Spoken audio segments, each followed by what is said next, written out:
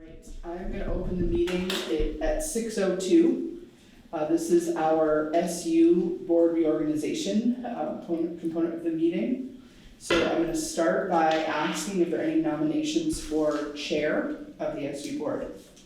I'll nominate Mary Niles. Are there any other nominations? Hearing none, I'll do this by roll. Erin? Aye. Kat? Aye. Mary? Aye. Sarah? Aye. All right, congratulations, Mary. Thank you. We're happy to have you as the chair. Thank you so much. And I turn this meeting over to you. Okay. You made it really happen. All right, thank you so much. All right, so moving on, then we have, the vice chair, position that's currently this last year being Mort. He hasn't expressed one way or the other to me as whether he would like to continue in that role. Has he spoken with anyone else? I don't have a reason to believe that you wouldn't. Okay, so I'll take nominations, for that vice chair. I'll nominate Ward. Okay, thanks, Kat. We'll do that by roll. Erin? Aye. Kat?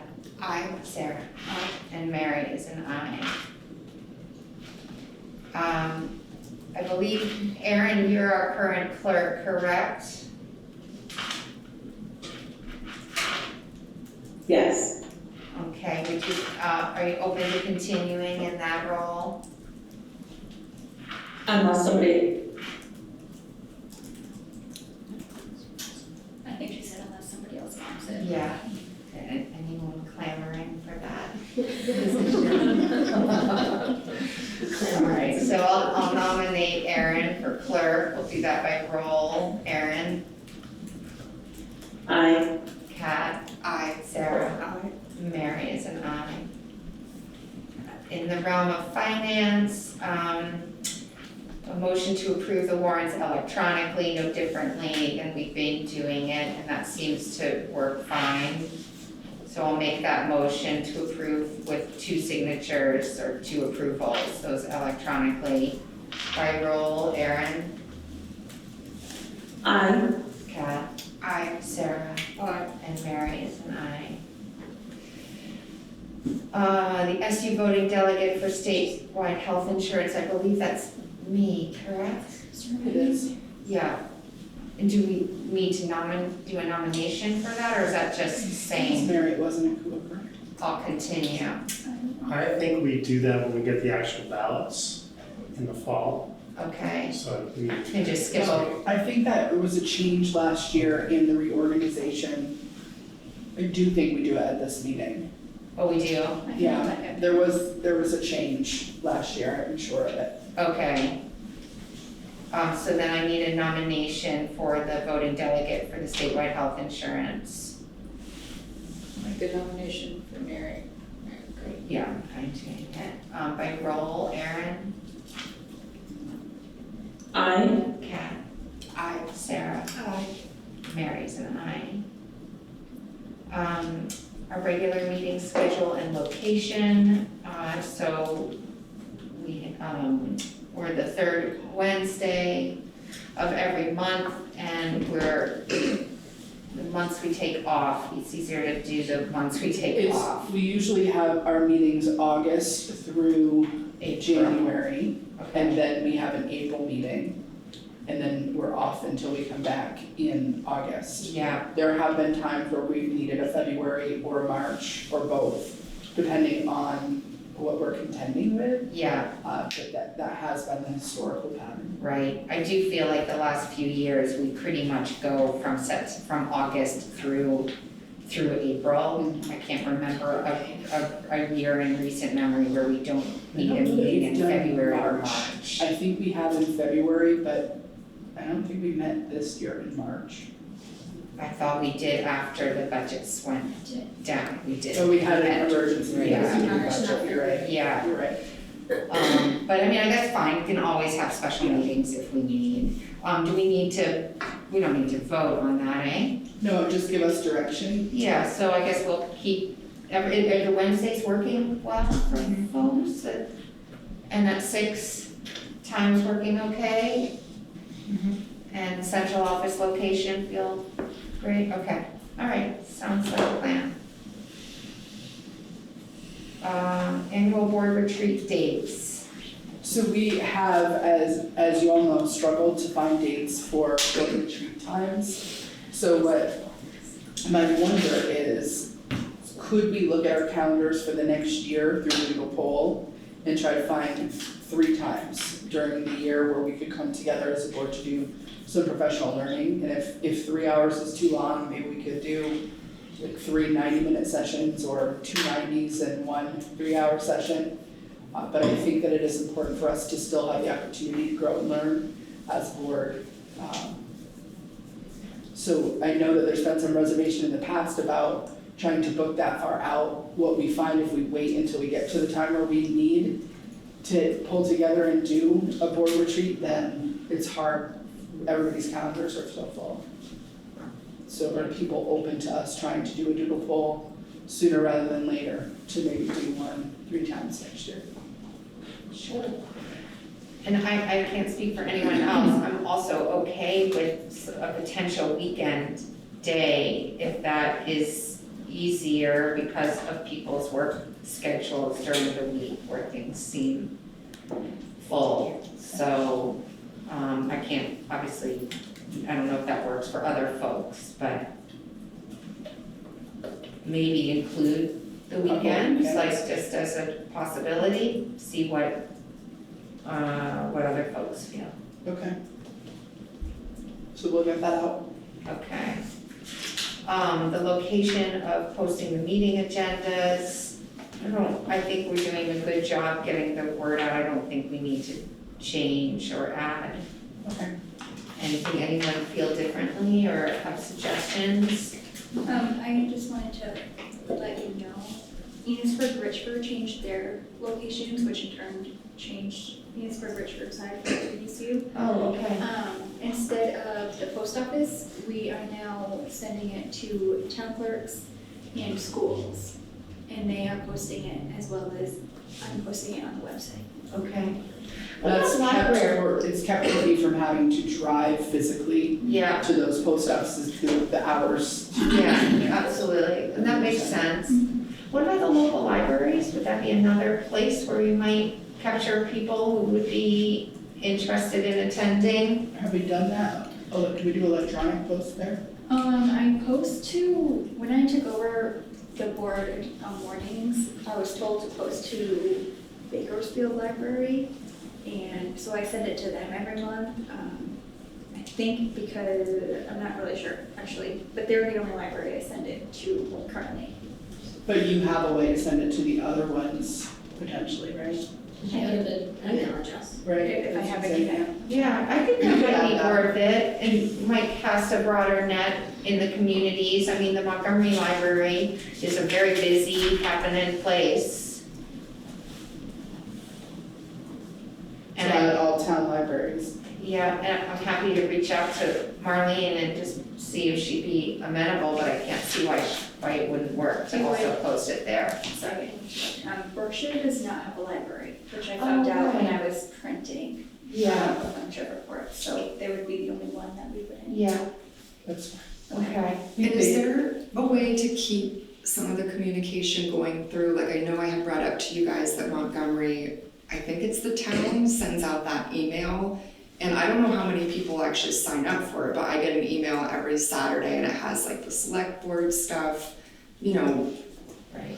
basically everything going on in town.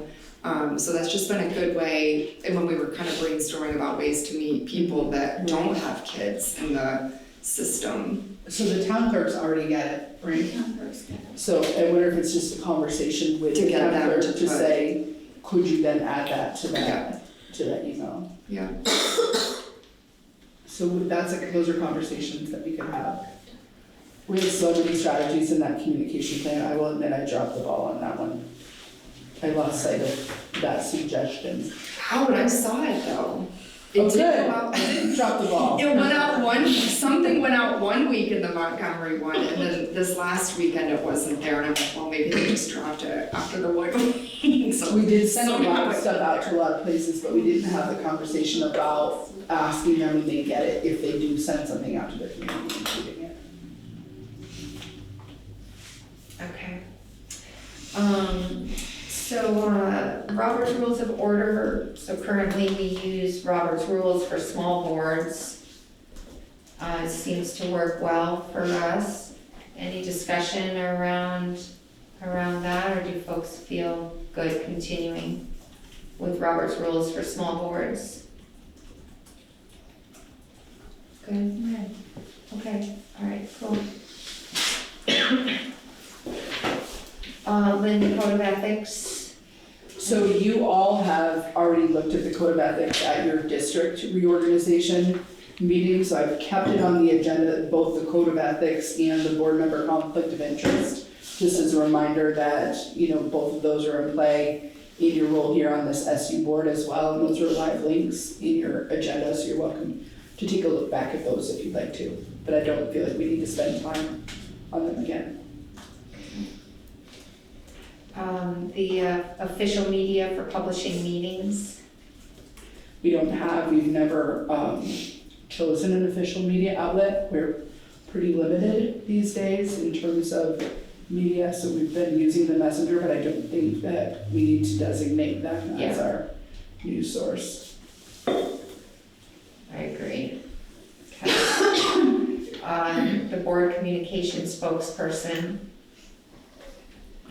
Historically, I have taken the lead on all the media communications, and if there is a need for board members to respond to media requests, generally boards have decided that the chair would be the person in that role. Yeah, that's how you've been doing it. Yeah. How do folks feel about continuing with that arrangement? It's good. Okay, great. No one wants to start taking those calls? All right, so review of policies for an FNESU policy of public comment and handling complaints. Again, those were both just reviewed in your local districts. I kept them here as a reminder that when we sit on this board, it's the same in terms of how we would navigate public comment if there's a lot of public that shows up, and making sure that we're pushing complaints that come to you as an individual member of the board back to the right place in the chain of command. So those are both just reminders there. Great. The board development plan, the professional development, and new member orientation. So we don't have any new members, That's good. which is good. I think the professional development plan really kind of falls under the board of trustees. Exactly, okay. Advocacy, current legislative issues. I think that because there are no new board members on this board, you now are well versed in the amount of information you get from your organization, Vermont School Boards Association. Meeting is being recorded. Vermont School Boards Association sends you out a lot of information in terms of what's happening during the legislative session. At any time, you can advocate yourself as a private citizen. If the board decides that they want to advocate on behalf of the board, you need to come together and submit as a board. You need to make those decisions as a group. So I think it is important that board members closely follow what is happening in the legislative session, and I think Morgan and I have probably done a pretty fair job of keeping all three of our boards abreast of some really volatile issues that have been contended with during this legislative session. So I think it is both a understanding about the board's capacity for advocacy and also your administrator's capacity for advocacy on behalf of our system and our organization. So those are things that certainly we're both very vested in and active in. So that's just informational. Great, thanks, Lynn.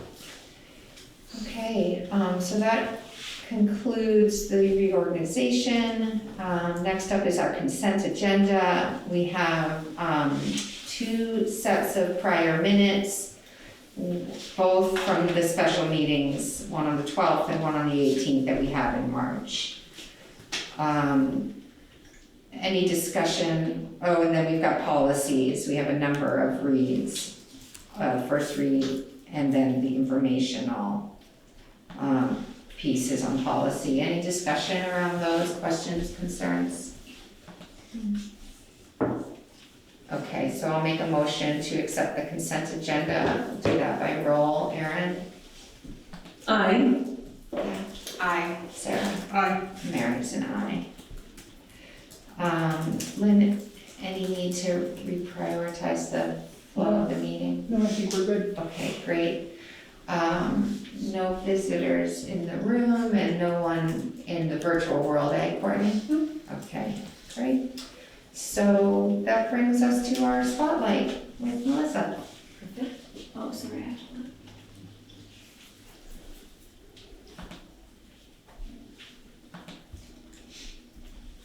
Courtney's pulling the slide. Oh, okay. Sorry. No worries, no worries. All good. Forgot to pull it up in the beginning.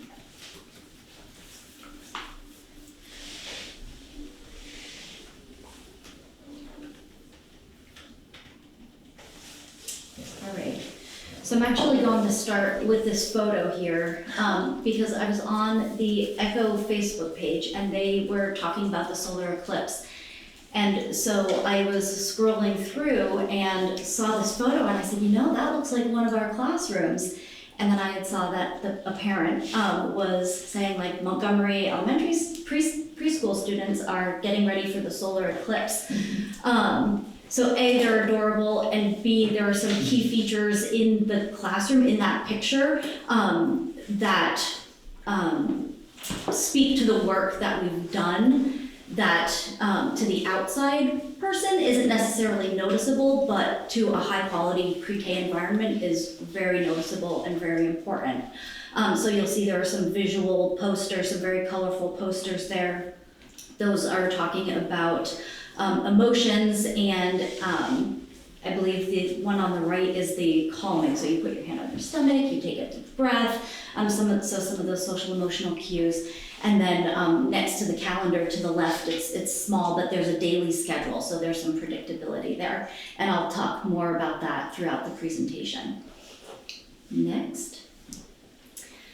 So not a visual that's unfamiliar to us. Our early multi-tiered systems of support is currently a statewide initiative using the pyramid model to guide practices for high quality environments and interactions.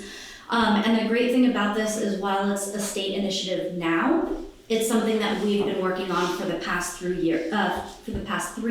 So we've been fortunate to kind of be ahead of it. And now the state initiative is going to help continue moving us forward, and I'll speak to that. So the MTSS components, those tiers of the pyramid, so here I just flipped it because what we're really focusing on for the majority of our learners are those nurturing and responsive relationships and the high quality supportive environments. So again, this is a different classroom, but you'll see on the upper right hand corner picture, there is the same exact poster. There is that green rectangle there is a schedule, a visual schedule for the day so the kids can reference that. And then down to the left is a picture of the listening rules. So there's actually a really cute song that goes with this, but eyes are watching, ears are listening, body's calm, voice is quiet. So that is something that teachers use at the start to just settle children and gain their attention, and then they're ready for their next activity. So having those pieces posted are very important, and that also comes when we continue to move down into that targeted social emotional supports. That comes from our second step curriculum. So they're explicitly taught certain skills, and then throughout the day, the visuals are up, the language is there that teachers can reference to support the kids' learning. And then, oh, hold on, I just wanted to mention one other thing. So I had mentioned the setting expectations using visuals, the daily schedule, and then this also in the right-hand corner is that we call it the cozy cube, and that is for children to support regulation.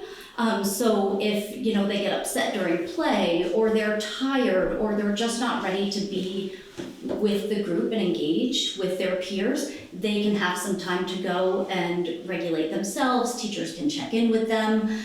So it's just a nice space to help children have options. Okay.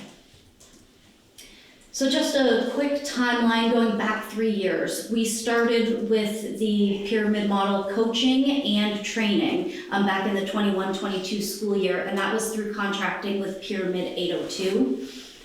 The following year, we continued with in-person training and modules, depending on where folks were, and we did in-person coaching, also contracted with Pyramid 802.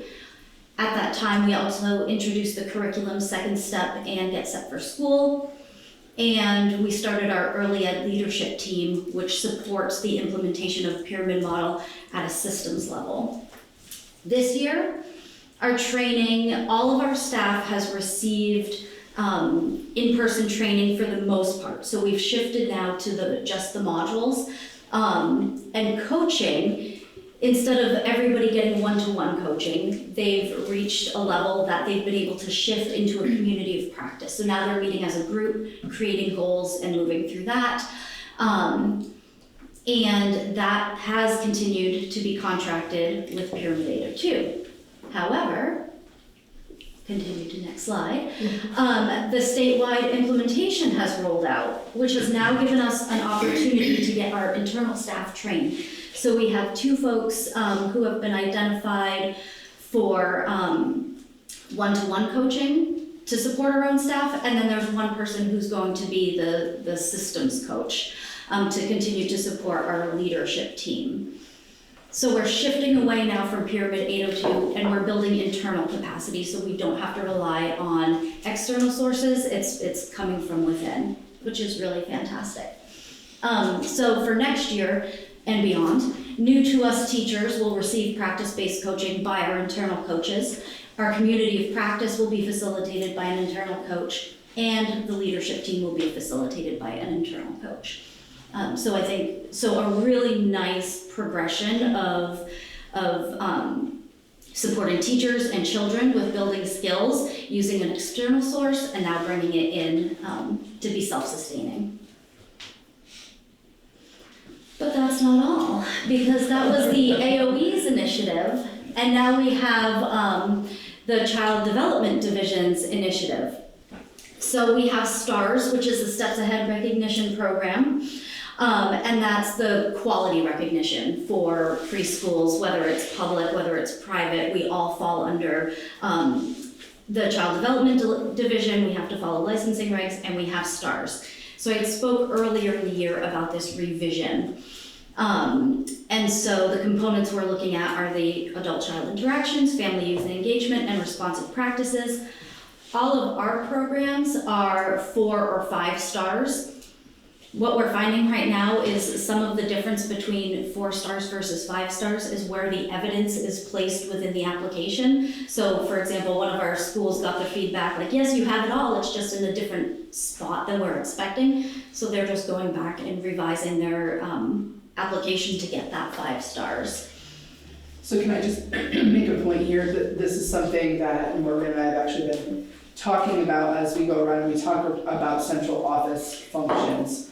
One of the reasons this board decided to invest in Melissa is that she's working as our early childhood director, because this early education is one of the most complicated things we do, because it's governed by both the Agency of Education and the Agency of Human Services. So the first part that she was talking about was the agency part. This part is the Human Services side. So she's got to meet expectations for both and more. Like there's a lot behind And it. special education is completely different in pre-K than it is for school age, so. And I do that too. We're happy. All right, go ahead. So where they overlap, so the adult-child interactions, we can actually have that addressed through the pyramid model. Family and youth engagement, it is addressed through the pyramid model. However, the Child Development Division is really holding tight to the strengthening families self-assessment versus using the pyramid model measure. So we're including that. And then responsive practices is also addressed through the pyramid model. So we've held on to the pyramid model as from the AOE, but also had to pull in the strengthening families self-assessment for that one middle piece. So, how have we tied this all together? That is very small.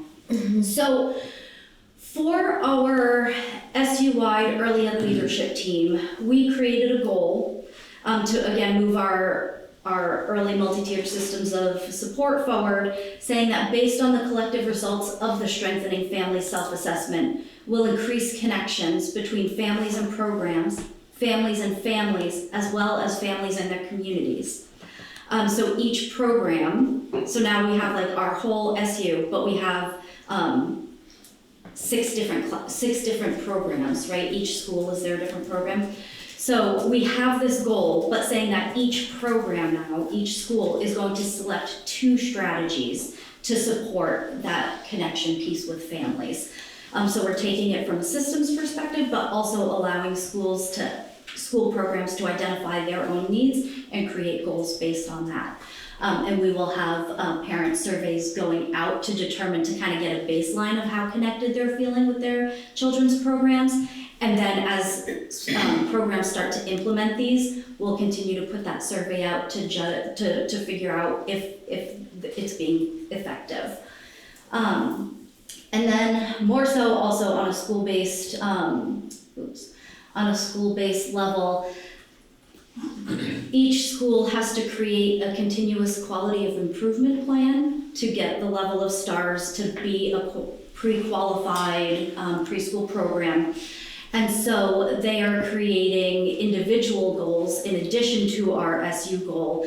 And I just pulled a quick example of this. So provide a list of community resources and supports for families, increase families' knowledge of children's social emotional development, and that might be through, including information specific to social emotional development in their newsletters. Some of our programs have social media pages that are closed that they provide information to families, so just getting that information out there. And then provide more opportunities for families to meet socially and interact and just have those authentic interactions and opportunities.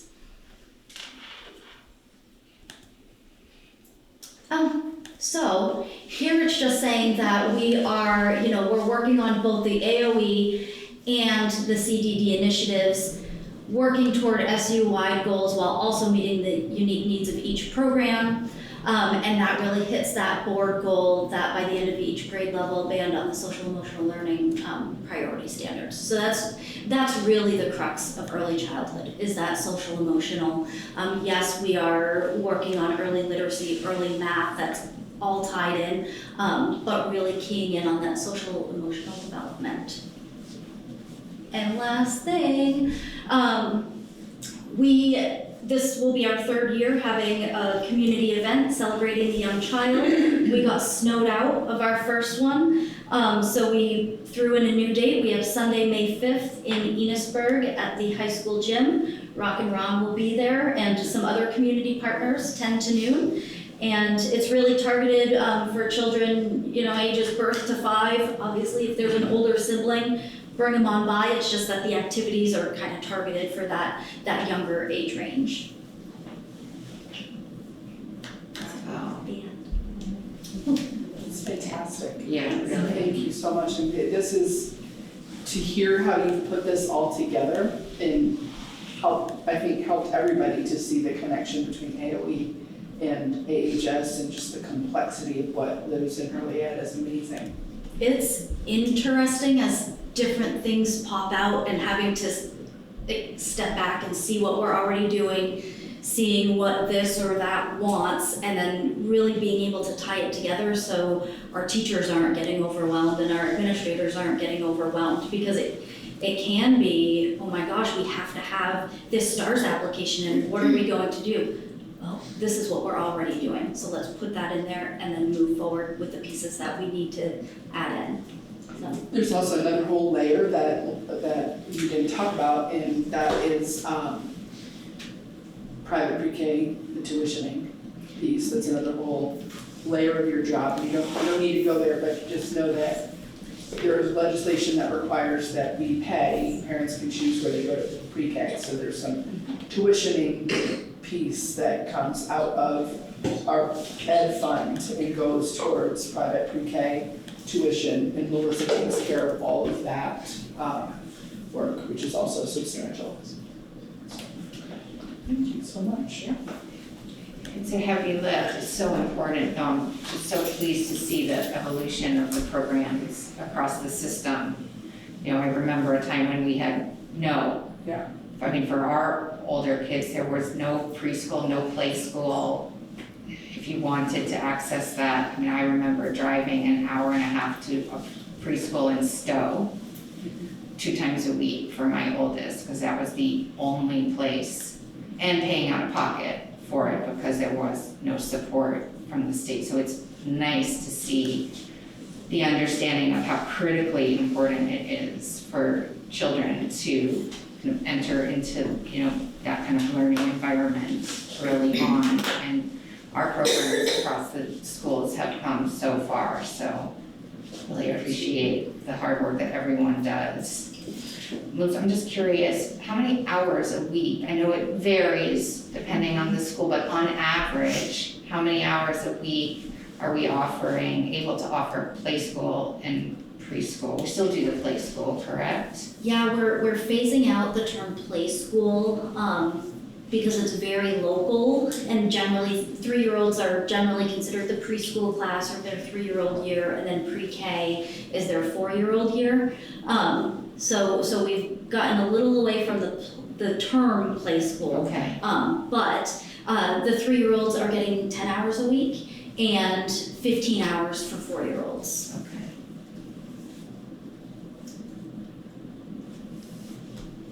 Great. Awesome, thank you so much.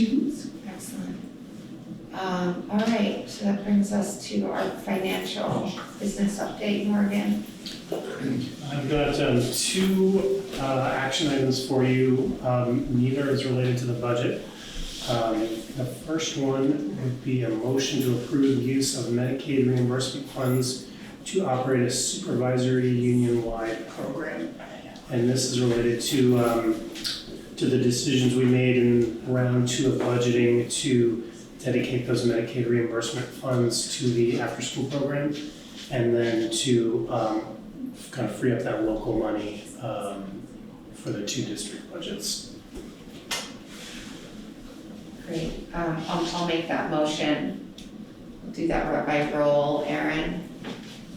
Aye. Kat? I, Sarah? Aye. Mary's an aye. The second item I have for consideration is around the FNESU audit, which I emailed out to you on Monday. I actually have an updated version of it from what I sent to you. There was just one grant number that had been left off the last page of the audit, so they have sent that to me, and it hasn't changed any of the underlying document, but we will correct that before we post it. And if you're so inclined, we'd be looking for a motion to accept the FNESU FY23 federal compliance audit. That was a dense 97-page document. Yes, it was. All right, yeah, I'll make that motion. Any discussion about the audit? Okay, so I'll make the motion to accept. Erin? Aye.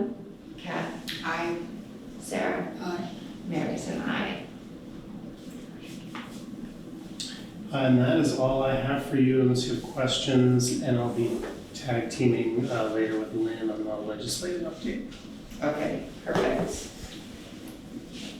All right, so that brings us to you, Lynn. Okay, so I will start out with a personnel report. This is that time of the year where things are changing really rapidly because we're right in the middle of contract signing and hiring season. So we have some action items under hiring. Do you know if this has changed since it went out to boards? Are we pretty solid? We're pretty solid. Okay, so under hiring, I would ask that the board approve the following. Gabrielle Labra as the Director of Instruction and Learning, Leah Belitzos as the Assistant Director of Instruction and Learning, Kathleen Thompson as the School Counselor, School-Based Clinician for our alternative programs, Moss Lambros, Early Childhood Special Educator, Tiffany Jones, Special Educator, Emily Frazier, Behavior Specialist, BCBA.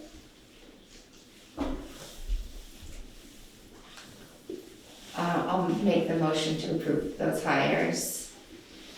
Erin? Aye. Kat? I, Sarah? Aye. Mary's an aye. We have some resignations as well. We have Devaney Wolf, who was resigned as a special educator in Berkshire, Jackie O'Connor, who was resigned as a Richford High School special educator, and Karina Stanley, who's resigned as a half-time FTE, literacy interventionist at Sheldon. So would ask that you approve those resignations as well. I'll make that motion. Erin? Aye. Kat? I, Sarah? Aye. Mary's an aye. I think because we're right in the middle of hiring season, I will just mention the positions that we have. So we are really interested in hiring speech and language pathologists. So people watching this happen to know any speech and language pathologists, please send them our way. We're looking for a therapeutic social worker, an early childhood special educator, an early childhood speech and language pathologist, special educators, BCBA, one family engagement coordinator. We're looking for an ELL teacher, an emerging multilingual teacher, behavior technicians, a kitchen assistant, and substitutes. We're looking for teachers, nurses, paraeducators, custodians, and food service in terms of substitutes. So if people are looking for work, we are a great place to work in Franklin Northeast, and you should come work for us. I want to just talk briefly, if you could go back a slide, the early signing bonuses. So we have those conversations, both district boards and the SU, about the early signing bonus. And the theory is that our contracts, in our last round of negotiations with our teachers, we have the ability to send our contracts out on April 1st. And they're due back on, I think it was April 16th. And they can request an extension of up to another 2 weeks. So really due back on May 1st. What we've done for the last 2 years is we've offered a signing bonus if they can return the contracts by 4:30 on that Friday of the first week. So we send them out on May 1st, April 1st. If they wanted the early signing bonus and they got it back to us by 4:30 on that Friday, April 5th, they're eligible for the bonus that they'll receive in September when they return to work. 93% of our employees sign their contracts early and intend to return. We have never had this level of known staff members returning. It is a huge success for us. We're very well positioned in terms of hiring for the next year. We're finding ourselves being able to fill even some of the positions that hadn't previously been filled. We're starting to find some candidates. So I wanted to share that with the board, and thank you for supporting that strategy, because I think that, one thing I recently heard at some professional learning I was at is the best teacher recruitment strategy is retention. And this strategy was geared specifically towards keeping our teachers here at FNESU and it's proven to be quite successful. So thank you for supporting that strategy. So anything you want to add, Jamie, about any other data related to hiring? So I did have a few notes here, from last year, this year, and then this coming hiring season. We have hired 27 of our support staff into teaching roles, into professional staff. We have 12 the 22-23 year, 12 this year, and then we've already hired 3 for next year. So that's also, we're trying to grow our own. At least Are hire those three. people that started like on an emergency or provisional, and or is it different than that? No, they were in like paraeducator roles, but they had bachelor's degrees. So yeah, they start on an emergency typically. These are some of the people. I'm thinking of one in particular was working on earning a bachelor's degree while they were working as a support staff member, and we've been able to onboard them now in a professional role, and then we'll provide support as they grow into, they'll have a provisional or emergency license until they can be more traditionally licensed. Like several did the UVEI. They worked as paras that year while they did the UVEI program. Yes. And then there's a new special ed program that's been very successful, right? The Vermont Higher Ed Collaborative, right? Is that through, it's through Northern Vermont University, like all that. It's both, Okay. there's 2 choices. So we've hired a lot of paras to be special educators, and they at least have the background of the students and Yeah. behavior. So that's our reality in terms of, I think that's a success, being able to, those tend to be people that want to stay also, who we're able to hire from within and promote into those roles. And this is one of the reasons why the coaching model is so important here. Both our teacher coaches and one of our assistant special ed directors works as a coach. So deeply coaches those new people as they transition into those special ed roles as well. Right. And we were only missing, from the contracts that we sent out, we were only missing 15. Could you say how many we sent out and how many were returned by the Friday? That's 17 maybe. We sent out 233 and we received 216 back By Friday. by Friday. That's amazing. That's amazing. We did a happy dance. It's a big deal. The cost of recruiting new teachers and Right. onboarding and training new teachers is high, so it's really good news for us. Right. And we wanted to get past last year's number, which was 90%. We were excited. Okay, so how should I describe the legislative session? It has been, there's a lot going on in Vermont in the legislative session right now. There's a lot that is happening around education funding. And right now, the bill that we're following most closely right now is coming out of House Ways and Means, and it is the yield bill. Generally, the yield bill is a yield bill, and it sets the yield. This year, there has been a law added to that yield bill, and my organization, Morgan's organization, Morgan and I, Schoolboards Association and Principals Association have advocated collaboratively, pretty assertively, around some of the things that were added to that yield bill. And it's now taken several different forms, and it's very complex. And here's where I'm going to turn it over to Morgan, because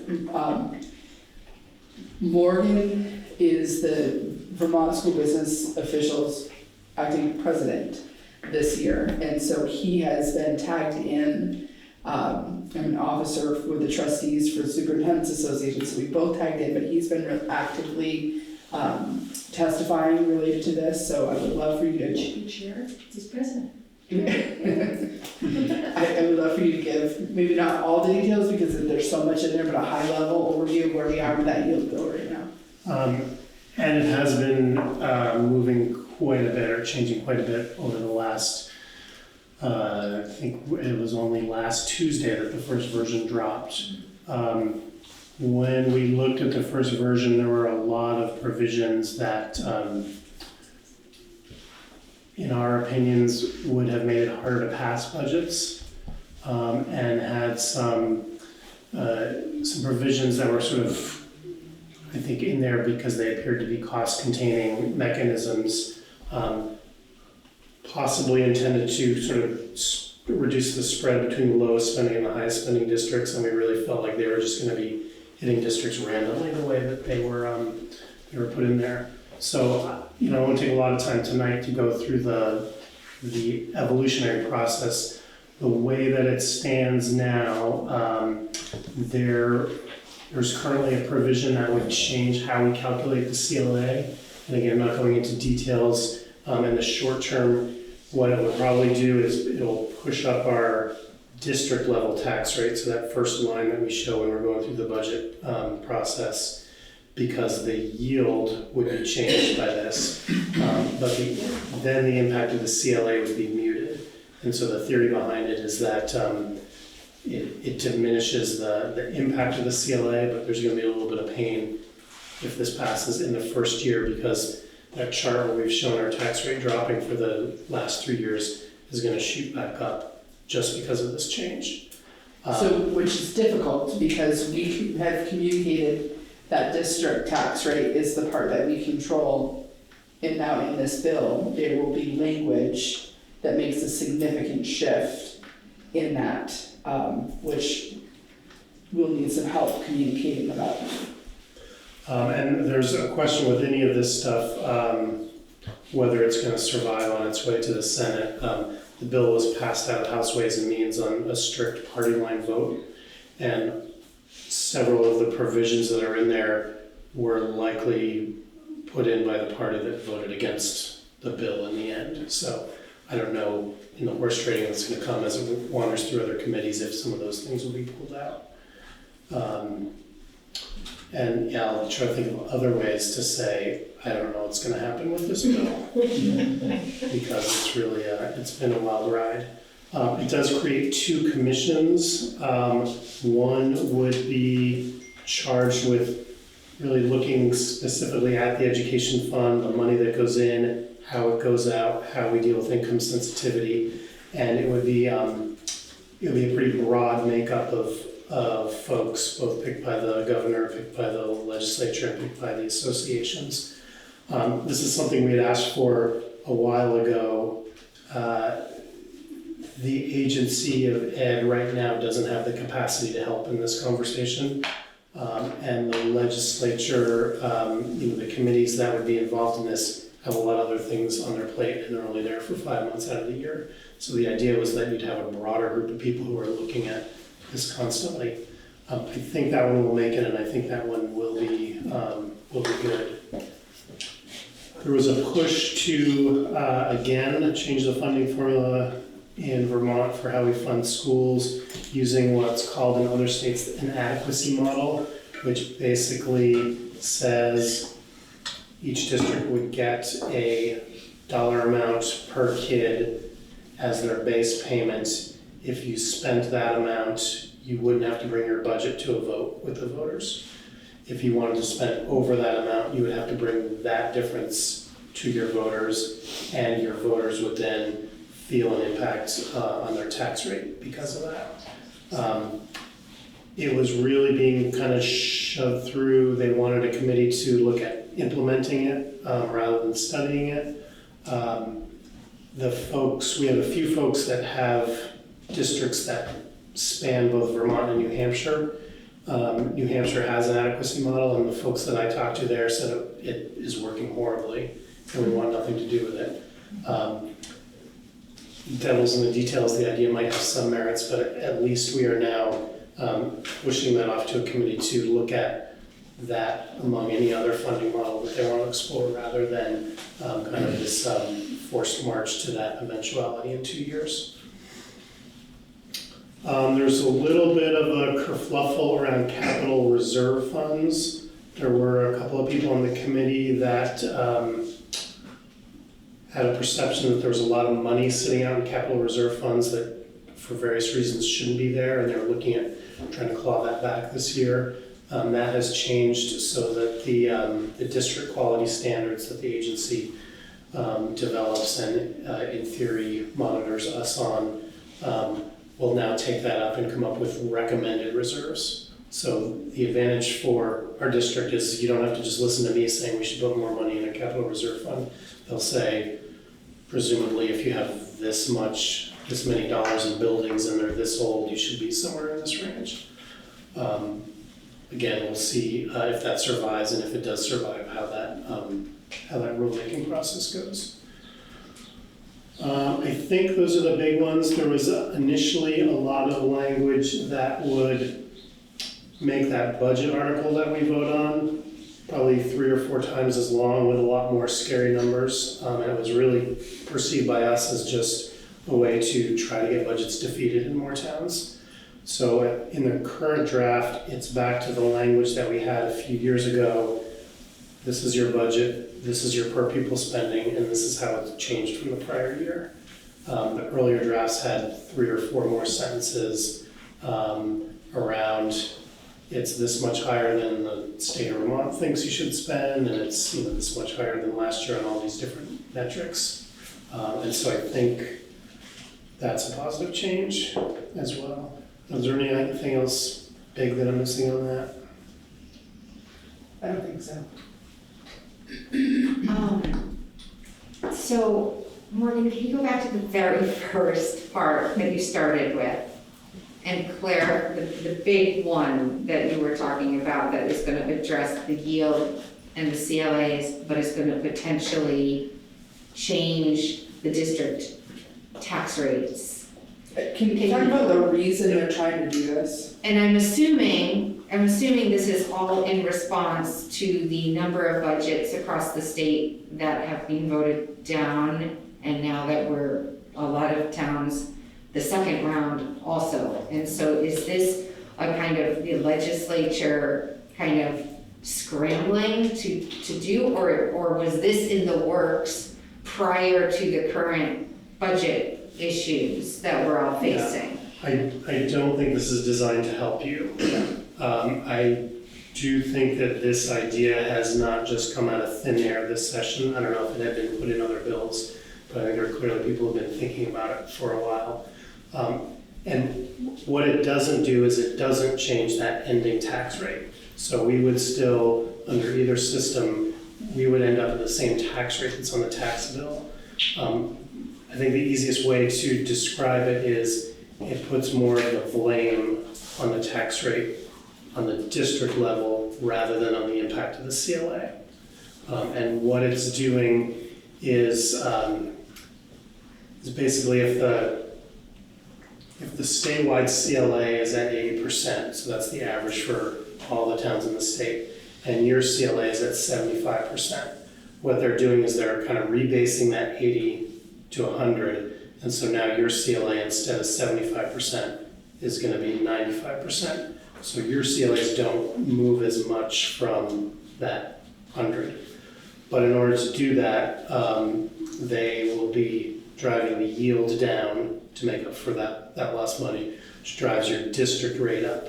So instead of an NMV, maybe we went from a district rate of 105 to, depending on the town you're in, it goes up to 140 with the impact of the CLA. Now your district rate would be 125, and the impact of the CLA would bring you up to that same 140.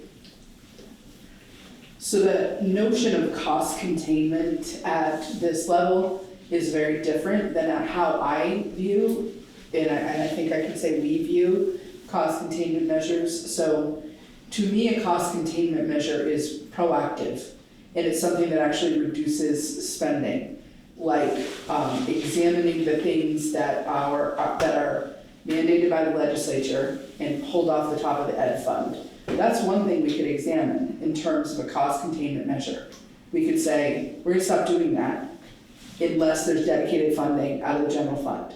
we're gonna stop pulling things off the top. We could examine things like how much of our money is leaving the public education fund and going out to private schools in other parts of the state, the country, the world.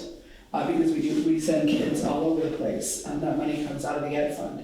We could look at cost containment measures in terms of schools as well. But when they use that term cost containment measures, I don't know how else to think about it other than by doing this way, by having a ballot language that's so complicated that no one can understand, more people are gonna say no, and that's a cost containment measure. I don't know how you feel about the yield thing, but by changing this and making that district tax rate go up so that people feel the impact of the CLA less, they look at that as a cost containment measure. And the psychology behind that to me is it's not about proactively containing costs and making strategic decisions about what you want to spend your money on in the education system. It's about saying to voters, like, they're making it more complicated for people to understand, and the hope of the cost containment is that more budgets will go down. And the reality is, communities like ours, when you look at the comparison data, I think are going to be more likely to struggle to get votes approved with those new conditions. And there are some other systems in the state that, maybe they don't do it the first time, but maybe they do it the second time, and we're talking about a wide difference in spending. So we're not talking about strategies for actually addressing what's driving our costs. They're talking about strategies to get people to oppose the budget. It's baffled, I'm baffled. I mean, I can't believe that this is the response to the moment. It seems wildly tone deaf on the part of the legislature. And I'm confused that this is what they're working on. It is way better than it was. I will say that, because there was a fast track process coming at us last week that was more scary than this is now, so. But like you said, I mean, it just sounds like at the end of the day, nothing yet is being proposed that's going to actually help anyone pay for their schools and get budgets passed. I think there are conversations, like I think there are some, people are talking about how these are some of the things that could actually drive the cost of education down. Like, instead of looking at it through the lens of, we'll drive it down by just voting down everything, and so people have to strip away, because you're in the end, in that situation, you're not necessarily stripping away the resources from the right places.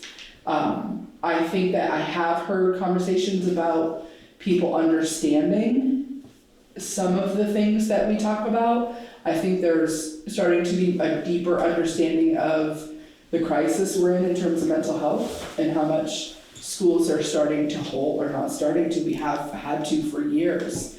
I don't think there's anything that's gonna happen that's gonna release us from that burden anytime soon. But that's where I would like to see people spend their time and energy, is looking at what we're holding to understand, and what do we want to get out of the education system is the other piece. Because what I keep worrying about is, even if we can pass it this year, nothing's gonna change for next year. Costs are always rising, like we're gonna be in the same situation year after year is my fear, without some kind of change.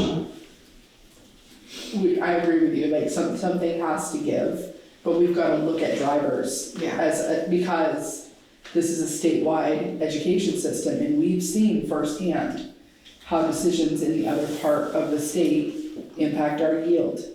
And we've seen how much that swings what our tax rate ends up being in the end. So it's important that we do more than look at cost containment through language and through tweaking how that tax rate is going to land compared to the CLA. We have to look at what are the goals we have, as the vision we have for public education in Vermont, and then how do we look at as a whole state for making sure that we meet our constitutional requirement to provide equal access to funding for all Vermont kids. And right now, we have some things in the law that are not equitable for students and are costing us a lot of money, and no one wants to talk about those things because they're really hard and they're really unpopular. And I think someone has to be brave, and we have to get to that place where we can talk about all of it. Because this notion of keeping us here in this place of the strategy is how many times and how many places can we get people to vote down the budget is not going to be good for kids in the end. But that's what, I was just gonna say, but just to hear that there's really, I don't know, just kind of hasty things being thrown out there right now. And then the other thing, I mean, you just see all over social media, I see it in other districts, the big topic that was coming up when we had to revisit our budget, all of us with failed budgets, is the whole idea of reduction in force. And to hear you say a few minutes ago, like how amazing it is that we are retaining, like we're finally getting to such a good place, and then you throw that whole narrative out there, which is like, again, the last thing that would even make sense for the students, and not saying that that's what we did with ours, but just, yeah, I hope these conversations that you were just talking about will start to happen. I think that you just bring up a really good point, Kat, because I think one of the things we've struggled with in our, our communication plan is helping people to understand people are making broad generalizations around education funding and the reality in schools across the state that don't actually fit the reality in all the districts across the state. So if I asked everybody in this room to raise their hand if you've heard that education tax rates are going up 18 to 20%, I don't think there's a person in this room that couldn't raise their hand. That's not our reality. Our reality is in FNESU, we have 6 towns, and the majority of the towns are going up 1, 2, 2.5%. We have one community that had a reappraisal last year that tanked their tax rate, and now it's climbed pretty swiftly, so they actually have 13% in that one community. That's an outlier. But the majority of our community's tax rates are only going up 1 to 2 to 2.5%. So that's something that I think that statewide narrative, also about the reductions in force, Act 127 was in play this year. We prepared for this for 3 years here. I don't think that's true of every system across the state, especially systems when we look at that kind of spending continuum and we look at where we are at the very bottom. We're ranked right now 9th and 10th lowest spending systems in the state. We knew we were going to have added opportunity because of those weights shifting for our students. So we were expected to look at that as an opportunity to invest in our kids because of the number of pupils. At the same time, systems at the top were encouraged to be looking at how much they were spending. That whole narrative about RIFs, those conversations were intended to happen at that level, to look at what reductions can you make, because that law was written to close that gap between the $18,000 per pupil spending and the $8,000. So those RIFs, those conversations were intended to happen in some places, but not all places. Like, we should not be looking here at reducing more and more teachers. We're already in a wildly different place than some systems in the state. So it's the narrative and making sure that people are looking at more than just like what is it statewide and how does it apply to you locally. That's, I guess, what I would encourage people to do.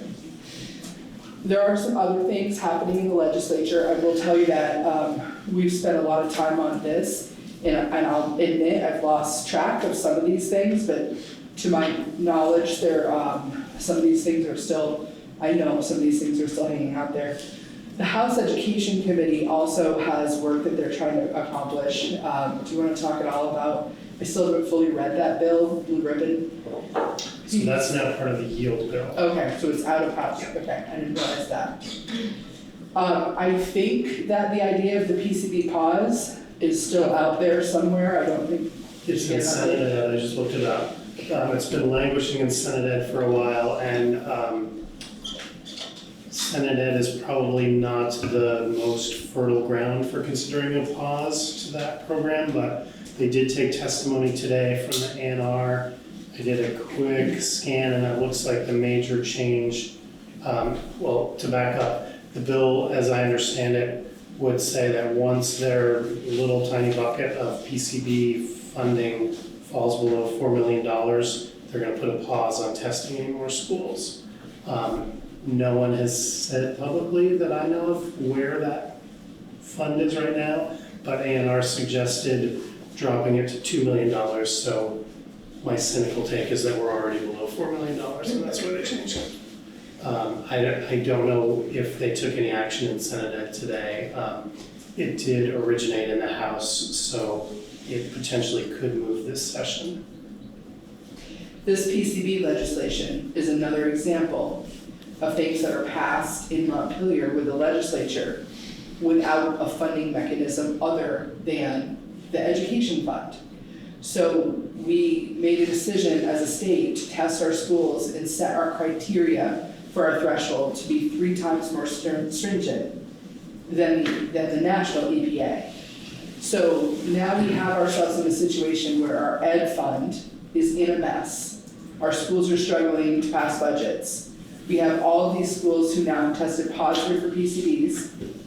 There's now no longer a promise that those remediations will end up being fully funded. We're going to have systems that are probably in the end going to need to bond, because now we've triggered a timeline with the EPA because we did the testing. Now all of those schools that are tested positive have to correct it before they hit the EPA's timeline. And that is going to create further burden when all of those schools have to go out and try to pass a bond. I don't think we could get a bond passed right now here. If we went out and said we need a bond to take care of PCBs in Berkshire and Sheldon, I don't think we could get it. And we're going to be in a place where the EPA is going to be knocking on our doors to correct the deficiencies. So this is yet another example of we need to be careful about the decisions that are getting through that draw off the top of the ed fund. And I'm going to implore, again, legislators to stop doing that and then turn around and talk about how much our spending is increasing. The CTE bill, I think that I don't think that's going anywhere. I don't think it's concluded, but is there anything new that? I don't think there's anything substantive that was gonna get passed out to it. One thing that is happening, I believe, next week is the Senate Education Committee begins I think next week is the timeline, the confirmation hearing for Governor Scott's appointment for the Vermont's new Secretary of Education, Zoe Saunders. So that will eventually, after they do the confirmation hearings, that will lead to a vote from the Senate as to whether or not they will support the governor's appointment of Zoe. That has been met with some resistance. I think it's been pretty public, and I think that there's tension in Vermont about, I'll just, you know me as a leader, and I am just gonna say what's on my mind, because that's how I do it. There's a real fear about people being critical about how much money we're spending in our public schools without fully understanding that our public ed fund is also funding private education for some of our students. It's not an entitlement for all of our students, but for some. And Secretary Saunders comes with a substantial background in the for-profit private education world. So there's some significant worry across the state, and it will be interesting to watch how those confirmation hearings turn out. One piece that I do think has landed somewhere in a bill, and I couldn't tell you where it is, it's been talked about in several different parts of the legislature this year, and that is people are very interested in shifting from an agency of education, having the governor appoint the Secretary of Education, to going back to when we had a commissioner of education, kind of decoupling it from the political appointment process that we currently have, because there's, the way the system is set up now is that, we could be working along in a direction with the secretary, and then we have a turnover with the governor, and then that governor can, at their will, say, nope, not this secretary, that secretary, and I want a different direction, and that's where we all head. And it's gonna be really challenging to find stability in our Vermont's education system, and it's gonna be very challenging to work towards that common vision for public education when it can have pretty drastic swings at the will of whoever sits in the governor's seat. So personally do hope that it may not be this year, but I do think it would be wise for us to have a different model. Is there anything I've missed, Morgan, that you can think of? No. Okay. Any questions about any of that?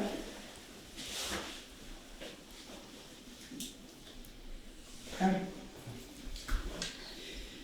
So the last time we met, we had the emergency meeting in March to talk about our budget. You made the decision, after careful consideration, to not fund the K through 6 Flexible Pathways Academy. So I'm going to ask, and I'm not going to advocate for or against this. This has come up. We have some students who are currently enrolled. Really got from the numbers you gave me, it's 2nd through 5th grade. You know how many K are 1? So there are some kids, about 8 kids now, in grade 2 through 5 currently in that Flexible Pathways Academy. So the question is, would the board consider an option of allowing those students, let me back up for 1 second. We still will have the option for 7th and 8th graders to be able to do the flexible pathways, because that exists through the STEPS program, and it doesn't cost us any more money to allow them to participate in that. And the way it's set up, and that's aligned with the high school flexible pathways, so our 7 through 12 will still be able to access flexible pathways. So the question is, for those kids who are currently in, it would be K through 5 this year, but for us it's really 2 through 5. Does the board want to consider extending an option to allow those students to be able to go to the Vermont Virtual Learning Vermont Virtual Learning Academy? If their teams meet, if there's an EST team or a 504 team or an IEP team, and if those teams meet and they determine that that is the best learning environment for those students, that it's in the best interest of the child, would the board consider paying for those children to go to the VTVLC cooperative? I knew it wasn't the right word. Vermont Virtual Learning Cooperative. Again, it wouldn't be something that parents could just choose. It would have to be, the team would have to convene and talk about the unique needs of that child. It is about $1,500. It is $1,500 a semester for each student. Currently, I do not think that there will be broad interest in this across all of the students, but you have 8 students, and the majority will be next year in grades 5 or 6.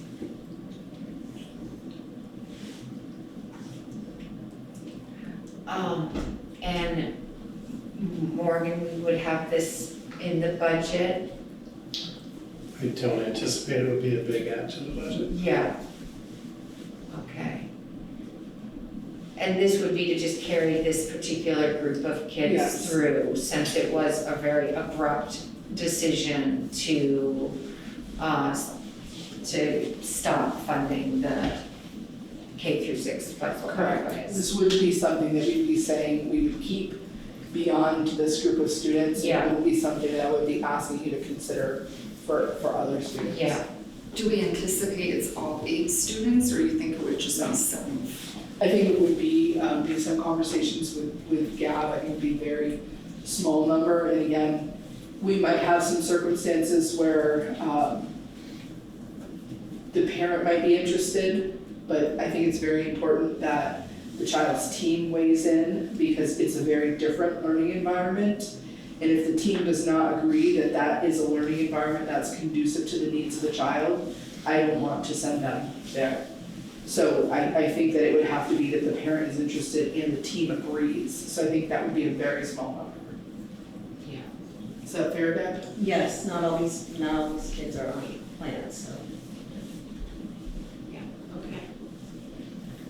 And are they also discussing with these kids, you know, I'm sure the parents know what the other options are, but obviously discussing, like, again, reiterating they could go to a different school, like the interdistrict, and also like the traditional homeschool option does allow for the child to still attend up to a certain percent, right? Like in person, 40% or something. Do you know if those conversations have been had?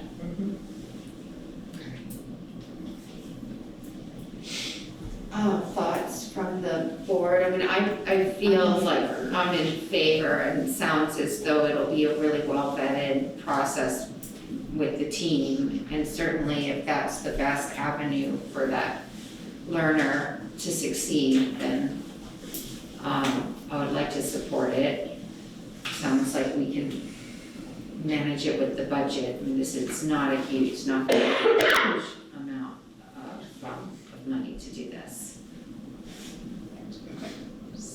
Do you need a motion or I don't just? think, as long as there's consensus, I don't think we need a motion, do you?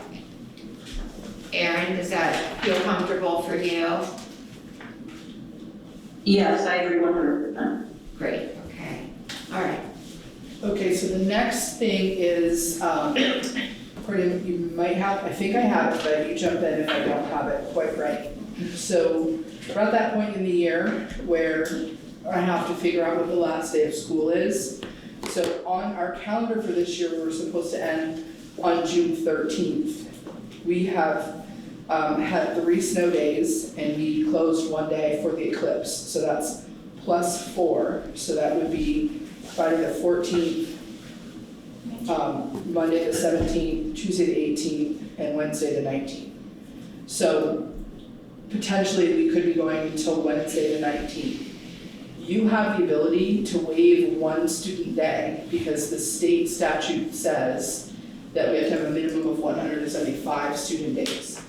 So if you were to waive 1 day, that would bring us to 175. Teachers would have a professional learning day, which actually would work quite well for us this year because we have a brand new literacy program coming on for our K through 8 teachers. So that would give us a way to kick off that professional learning. So we're going to ask the board to waive 1 day, which would then shift the last day back to the 18th.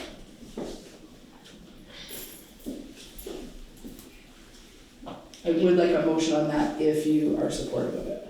I see you nodding, okay with that? Yeah. I'll make that motion. Okay, Yes. by roll, Erin, I, Pat, Aye. Sarah, Mary is an aye. Okay, now there's one other thing. Typically, the Agency of Education does not approve waivers for days below 175. There were times during the pandemic, for the first time since I've been a leader, that they allowed us to waive below 175 if we had to close schools because of COVID. So we had that ability during the pandemic to excuse some days for some schools. And again, the agency can't waive teacher days because that's in your collective bargaining agreement, but they can waive student days. So there is something that has crossed my desk. It came from Interim Secretary Boucher when she was in office, and we have the ability to apply to the state for a waiver of the eclipse day, and they would bring you down to 174 days being the minimum, which would track us back to ending on Monday the 17th would be our last day. So I don't need a motion on this, but I have not known what to do about this part because I did just a quick survey of the region to see have other people applied for that waiver. And about half have and about half have not.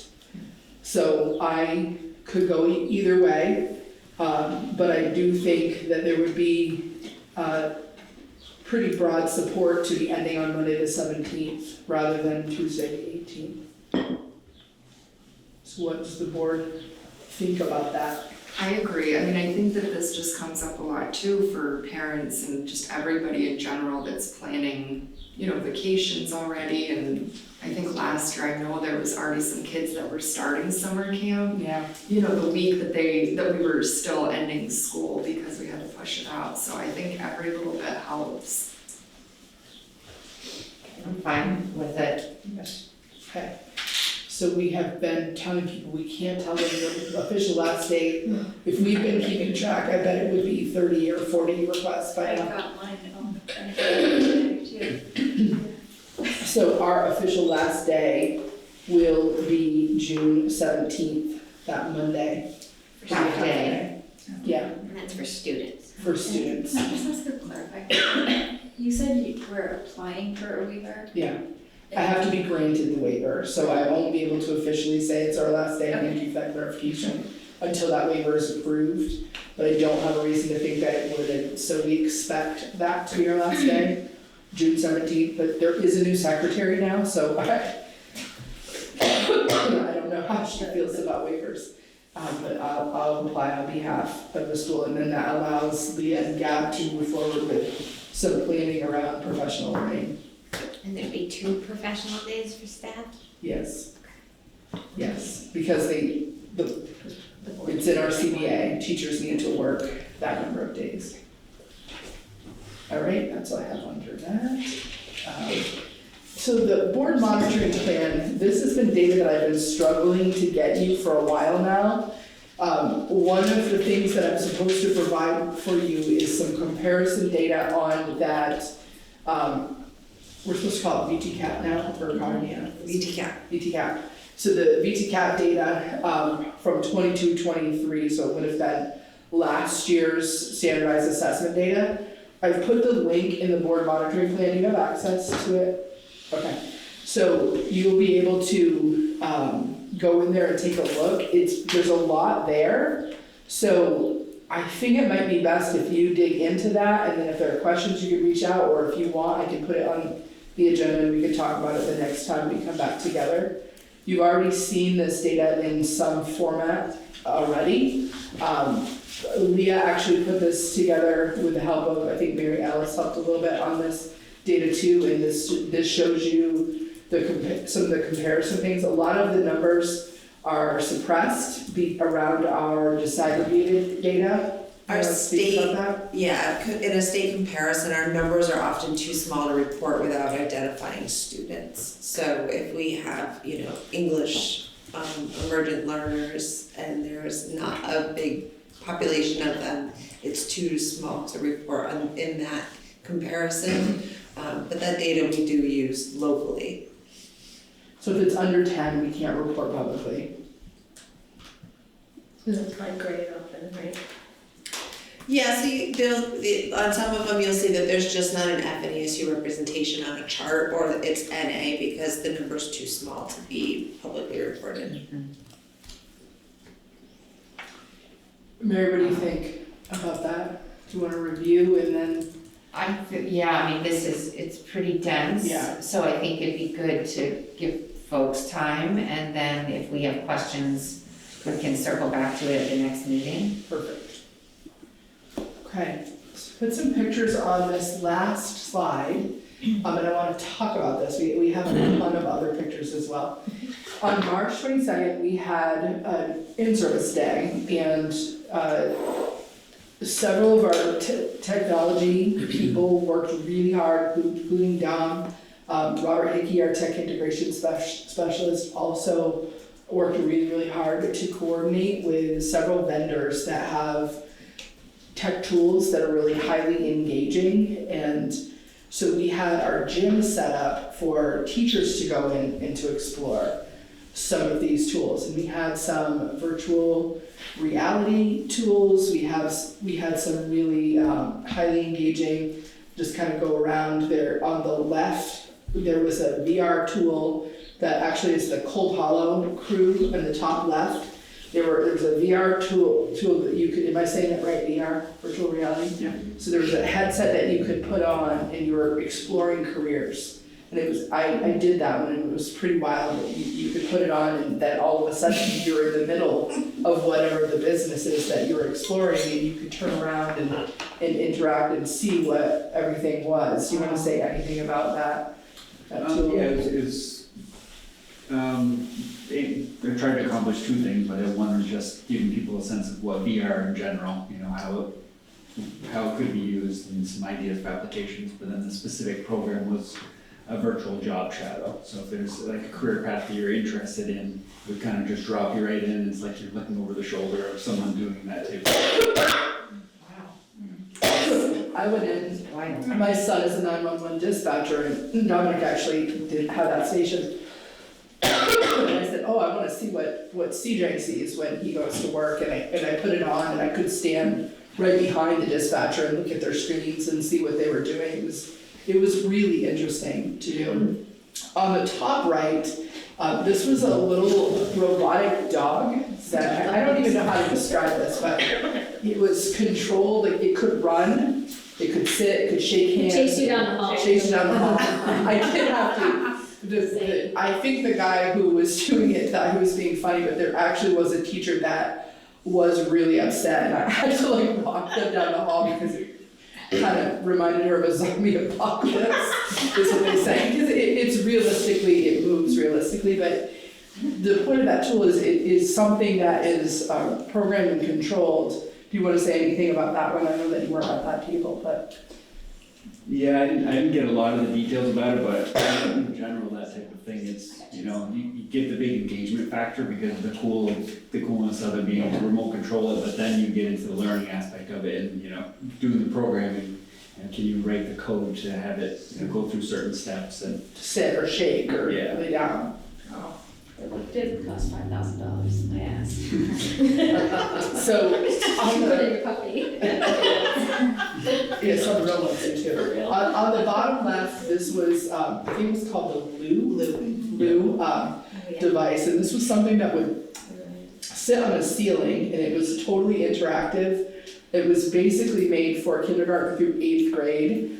I will tell you, I played this one twice as well, and even though it was kindergarten through 8th grade skills, I still had to really think, because there's a speed and automaticity in the games that you play, and it was like, you know, some of the things I played were, you know, numerical concepts, there was some shape recognition, words versus pictures, and it was, you're playing against each other and sometimes with other people, so 4 people would be set up and you'd be practicing these skills, and what you can't see is there are images on the wall, and you have to try to hit the image that is the answer with your ball. So it was really highly active and highly engaging, and people had a lot of fun and got really excited about if we could get something like that for our kids, how much the engagement would improve with our learners, and how that rapid automaticity of practicing some of those skills could help. I think this fella here in the middle down might be related to you. Yep, it's one of my many uncles. Yes. We're gonna talk about both his table and maybe you could talk about the other table. We had a couple different people that were really into what we can do with robotics, and not just doing the robotics, but growing it into like a competitive robotics program. And starting from the small kind of almost like Lego type kits, you know, and then growing up from there, where you're adding some code to it, you're getting bigger, getting more complex. And there are some really big, I'm drawing a blank on the name of the big competition. Esports, is it an esports thing? No, I'm not remembering. anyway, there's a big, like nationwide type of robotic competitions that you can get into. And it's my uncle Philip Jarvis that's in the middle. He he had worked with his daughter's school when he lived in Ohio and helped them grow a robotics program. So he wanted to talk to us about, seeing if he could do the same thing here, and brought in some of the kids that he built and worked with the other schools with. So can you say what they were doing on that table? Did you get to go over there at all? I saw a little bit. I didn't get a lot of it. I did see that he had some students there that he had been working with. I think they're Unisberg students. That he had been working with, and not for very long either. I think I heard one of them had only been working on it for like a couple weeks, and they had a little robot that they had programmed and was driving around. And they were using they're the smaller kits, so it's similar to Legos, but they do have a Raspberry Pi kind of microcomputer in it that they're then able to sit at their computer and write a program to try to get it. The idea is almost like an obstacle course, try to get drive this far, make a turn, and that kind of stuff. There was another table, and I don't think it was, I don't know what the picture is on the right. Was that Scott's table, Scott McCall? That was the table that had the TV in the background where they were doing the races, Yes. the robotics races. So ironically, as we were planning this, someone I graduated from high school with reached out to me. He's been working with high schools in Rutland, and I graduated from Lamoille, and he's just helped them to get a team started at Lamoille. It's first robotics. I think it's the first technical challenge. Is that what you're talking about, Dom? Yep. So there's actually a Vermont State Championship. So it's almost like a varsity sport where kids who maybe don't engage in athletics the way some kids do, this is all about doing whatever you do with the robots to make them, there are challenges that they have to be able to, I think one of them, they had to be able to get a basketball into a hoop, and they had to program their robot, they had to build it, they had to program it, and everybody on the team had a different role in how they supported the team to accomplish the challenge. And it's something that they have the equivalent of practices or times where they get together and do this. We had quite a bit of interest for many of these tools, and one of the things with Robert Hickey really looking at tech integration is really promising for us in terms of kids being able to advance their thinking and to be really engaged and excited about being at school. And so these tools are pretty expensive. So we don't typically have money in our budget to be able to do this. Robert is exploring grant opportunities. I know he's just recently written a grant for some things like this. And one of the things when we got the ARP ESSER money that we were mindful of is that we didn't want to put all of our investments into people, because we knew that was going to be difficult to maintain. So we have set aside quite a bit of that ARP ESSER money to be able to do some startup with some of these highly engaging tools. So our strategy was, let's not just go purchase tools and hope that people will use them.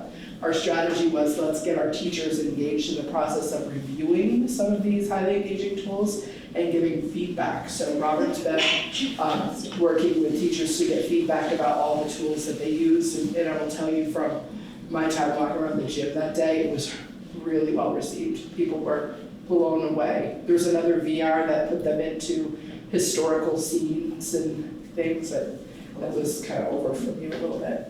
Yep. Their minds were blown.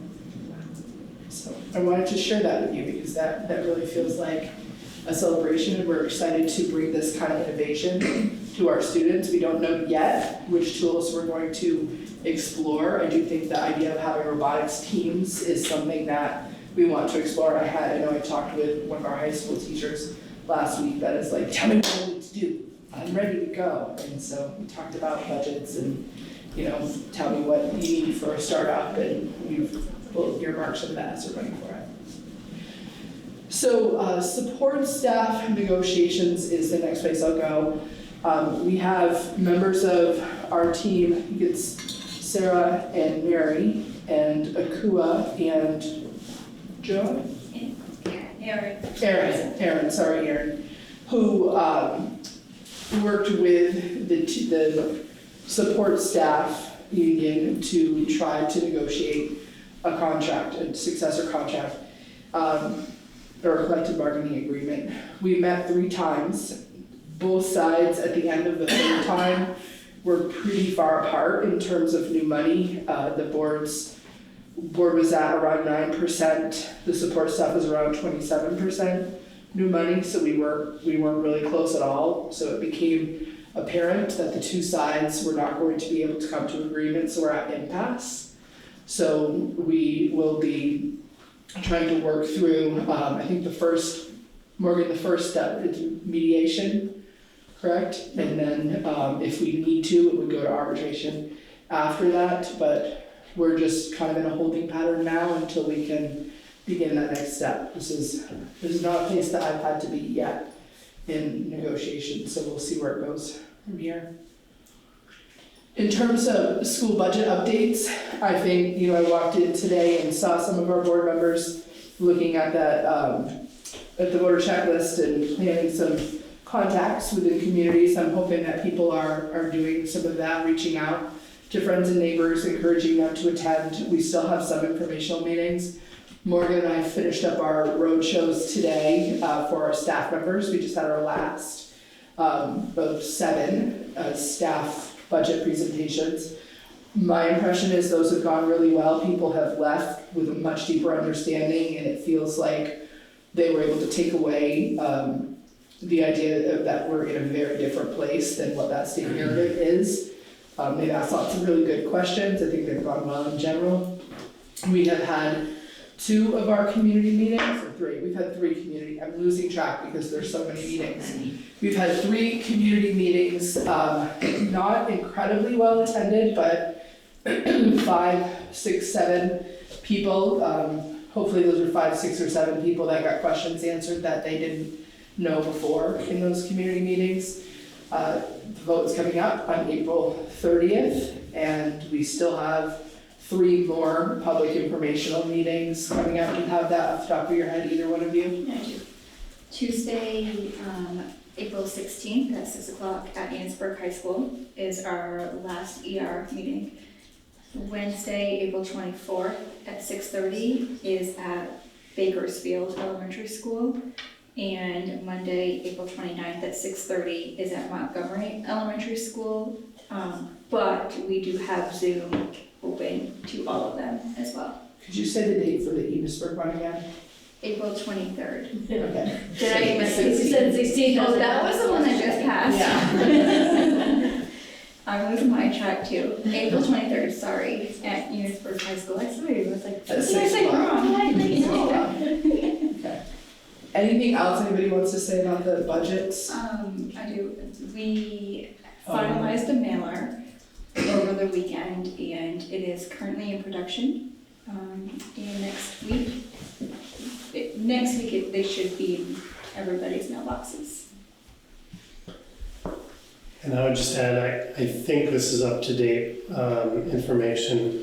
It looks like 86 budgets have passed in terms of a mix of town meeting day, later votes, and second votes. And in terms of systems that have had second votes already, 2 have passed and 12 have failed. So those odds are still not great. About 10 other districts are going to be voting on the 30th of April, if I were to. Just one reminder about the Enosburg-Richford vote. There is a second warning on that side, and that has to do with our ability to borrow money to be able to operate. That's something that's in our warnings every single year. We don't get money from the state until September. So in order to be able to pay for anything that we need to do over the summer in our facilities, to pay our year-round staff, we need to sometimes borrow to be able to cover those expenses. So we're hopeful that people will understand that's not adding any money. We're not going to borrow above our budget. It's just that period of time while we're waiting for the first payment from the state education fund. Anything you want to add to that? That's all I have. Thanks so much. I really do appreciate the heavy lift of all these informational meetings and meetings at the schools, and I do feel as though we're collectively doing a good job communicating to our communities about, to get some clarity on the budget and understand why it is so important to come out and vote and support our schools and our learners. So we'll move on to our central office updates, and that brings us to Dominic. So our new websites and app are all live now since our last meeting.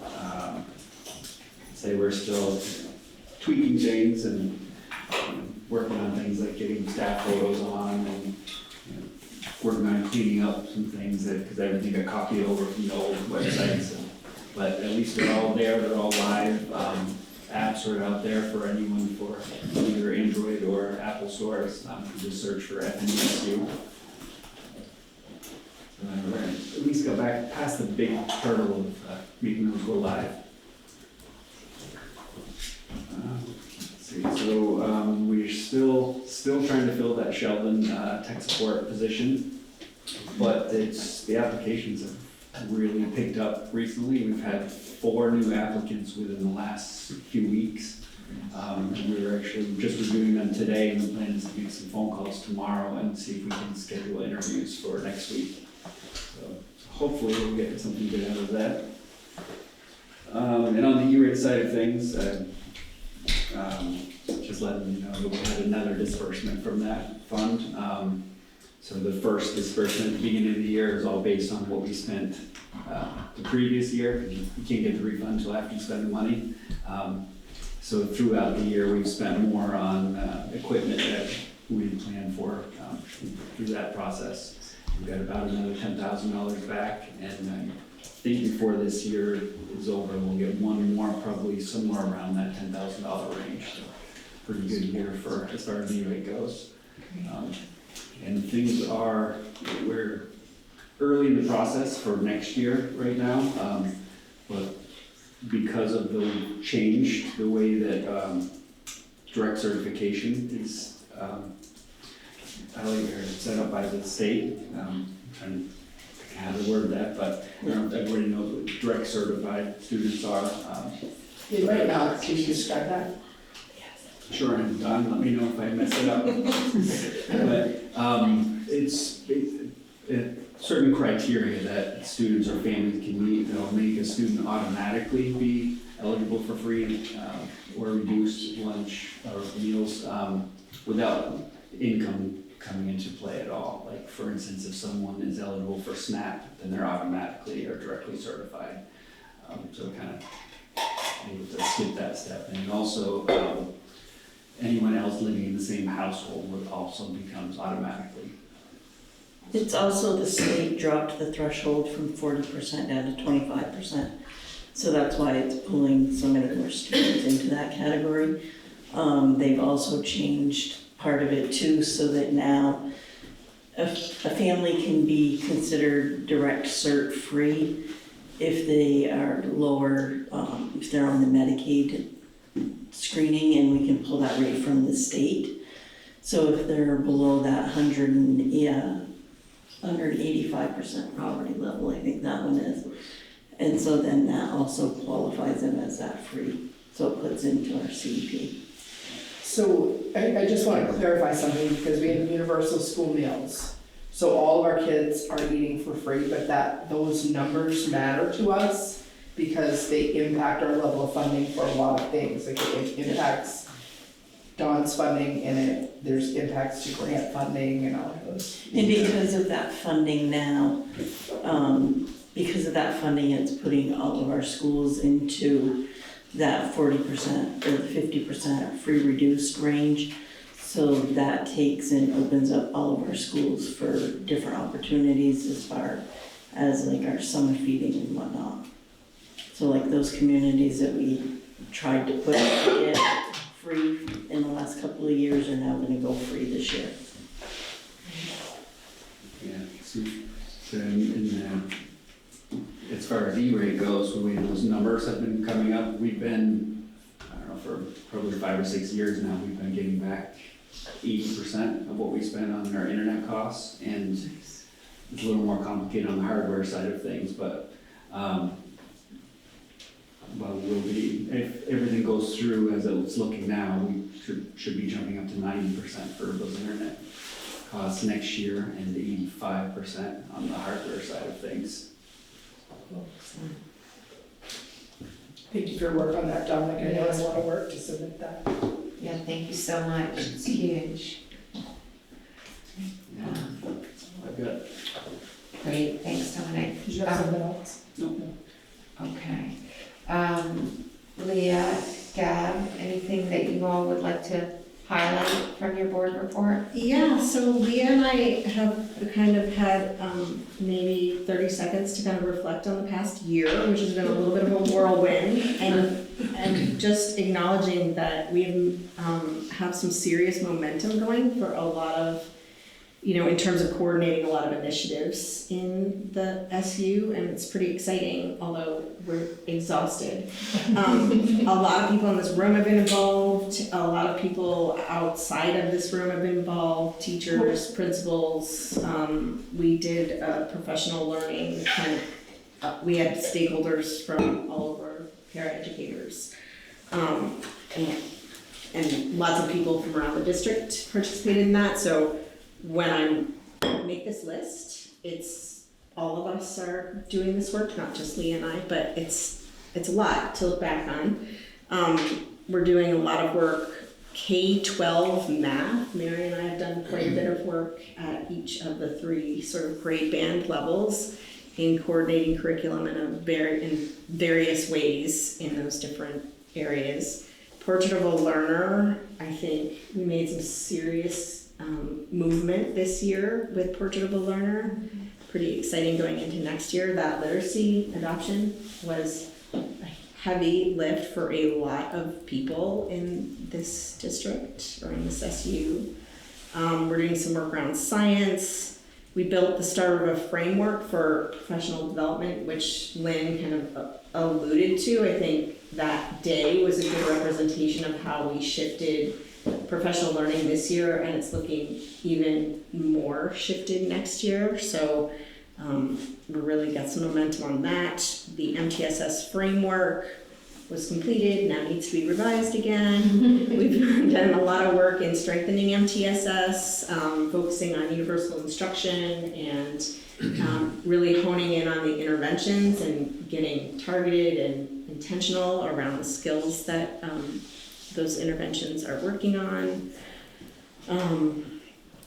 Centralizing and systematizing technology. Dominic and Leah, myself, both the Roberts have been working monthly. We meet monthly, and we've been working really hard to coordinate tech across the district.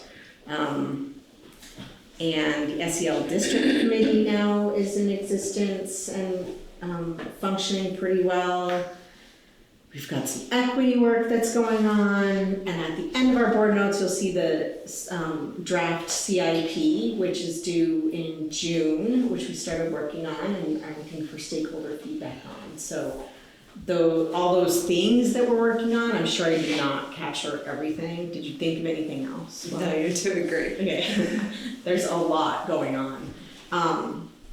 Hopefully that's captured in the CIP and in the strategies. So take a gander at that and give us some feedback. Excellent. Can I just add, I think that this year, we have had the broadest amount of stakeholder engagement I've ever seen. You've done a great job. It's been fantastic to be in this space, and you never know who's gonna be here on any given day. There are a lot of stakeholders that are coming in and out of this space doing this work. It's really phenomenal to see. Fun stuff. Thank you, guys. Yeah, thank you both, it's great. And the other All right, Michelle Tish. So, Lynn and I have big mouths, and we have, been sharing with a lot of people about, the alternative programs that we have created in FNESU, which has led to, people wanting to come and visit to see what we're doing. And I have received 3 emails just this week, wanting me to share, like, how do you train your behavior technicians? What does that look like? What are the modules? Can we meet and talk about this? And so my team just said, again, Michelle, because I said, hey, on May 5th, can you meet with me and people? So super exciting that our programs are getting out there, that others want to maybe model them. And on May 16th, I think it might get a little More? because I am presenting at the joint conference in Burlington about, specifically just about STEPS. I wanted to share all the programs, but they really want to just talk about the behavioral side of things, so I'm preparing for that. I did a spotlight at a Vermont superintendent all-member meeting about what we're doing with our special programs, and it has accelerated this. Michelle also shared with her special ed directors, so that interest. We might need to coordinate, so we offer days and have multiple systems come at once so that we're not overwhelmed, because I also have stuff in my inbox as well. Yeah, we're totally not. Yeah. That joint conference, we actually had multiple presentations. Michelle, do you wanna? Yeah, so I was just gonna say, they put out the joint conference that happens is with the curriculum directors, superintendents, special ed directors, largely lots of central office staff. And so they put out a request for proposals, and we thought, oh, we got some good stuff, we'll send in some proposals. We had 4 of the 9 proposals submitted, and they asked us to do 3 in May and 1 in October at the board, superintendent board retreat. So I think, we're gonna do some good work. Can you just name what the other 2, because Michelle's gonna do 1. Michelle's doing 1. You and Rachel and I are going to do one on our teacher evaluation system that we've been renovating this year, and the kind of the process by which we're doing it and how it aligns with both all of our systems and some of the work at the state level that we're doing with the University of Washington, how we're coordinating that. And then we have Marty Valander and I have taught a class this year in the district on the education quality standards and applying equitable practices. We had originally about 15 people sign up, including 5 students from Cold Hollow. And by the end, I think we lost a few people over time for illness and other conflicts, but we had, I think about 12 people who kind of stayed with us, including Marty and I. And so they are going to do a presentation. Marty, Emily Kimball, and 2 of her students are going to present about that process, that class, and what they learned. So that'll be also great way for our kids to be highlighted at that conference. So. Nice. And then the fall one we'll be doing Portugal Learner. Lynn and Mary, hopefully, will be doing Portugal. Yeah, for sure. Yeah. And Ken. Yeah. Excellent. Yeah. Michelle, first you're good? Yep. Good, okay, so Michelle, Irish, anything Sure. else you'd like to highlight? I just thought I would pass around, I may be one short, so I'll give mine away when we're done. But this is the infographic that's listed in my report that we created. So every year we are required by Title I to do an engagement survey regarding our Title I policy, which you saw, I think, tonight in your consent agenda. So we sent out this survey. I did it a little earlier this year than we usually do, which I'm glad about. So we sent it out in the end of February, collected responses through the week after we came back from break. We had 92 responses, which is only down by 3 from last year, so really nice response rate. It was a pretty hefty survey. There were a lot of questions, both Likert scale and open-ended, and people did not hold back. So there was a lot of feedback in the narrative parts. So I gathered a group of family engagement coordinators as well as parents from almost every district. I think Richford might have been the only town that didn't have somebody at that meeting. where we poured through the data, we sifted, looked through themes, and kind of came up with some of these different themes that are here. And I'm actually gonna just direct you to the bottom box, the one that says priorities for creating a safe, supportive, inclusive learning environment. I think it's all good information, but that particular set of priorities are what parents indicated were their top priorities for creating a safe, supportive, inclusive learning environment. And I think you'll see a lot of cohesion between what we've shared with you in a variety of different places tonight, what you'll see in our professional learning plan, what you'll see in some of our strategic planning. So there's a lot of, I think, synergy here that I'm really excited about. So there's there's still, behavior is definitely an area that I think we have some growing to do, especially consistency across schools is an area we need to work on. We started to prime the pump a little bit around collecting data in a consistent way, so we'll be continuing to work on that next year. We've had some work on building disruptive behavior. We're doing creating some training modules, I guess, that hopefully will be student-led modules, so students can teach other students how to, about our bullying prevention, as well as staff members learning a little bit more about that. We have spent a lot of time in our professional learning talking about relationships and routines and how that supports sort of our learning environment. So I was really pleased to see that level of synergy. I think it's great.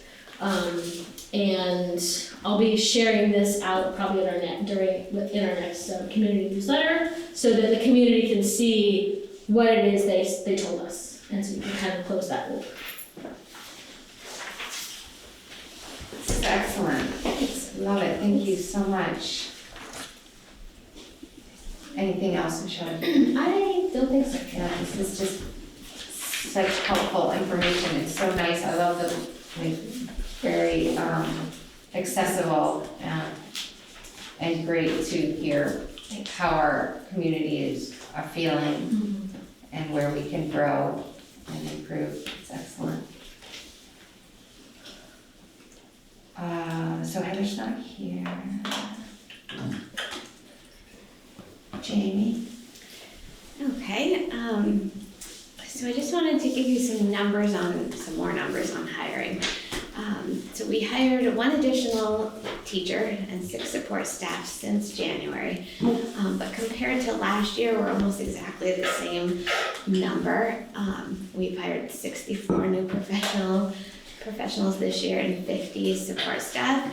Compared to the year before, it was 1 additional professional but 10 less support staff. And we spent these 2 years catching up from the 2 years prior from COVID. And it seems like we've hired a lot, but there are a lot of vacant positions we were never able to fill.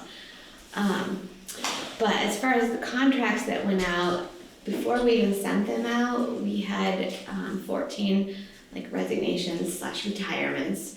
And then when we sent the contracts, we got 216 back. We were only missing 17, and 2 of those came in as resignations. And then out of that 15, we've received 4 more resignations in the last 2 days. So we've had 6 total resignations, and then 11 extensions. But those numbers all combined, we're looking at around 31, a potential max of 31 people, compared to 64 or 63 from the last 2 years. So we're at about half, hopefully at max, and hopefully those 11 extensions all decide to stay. And then we're only at 20. That would be fantastic. Yeah, so I think our hiring's getting a lot better since COVID. I mean, bonuses helped and really retaining the staff. And then I wanted to say that because of Courtney, I went to a job fair. She was supposed to go with me, but she was busy at in-service.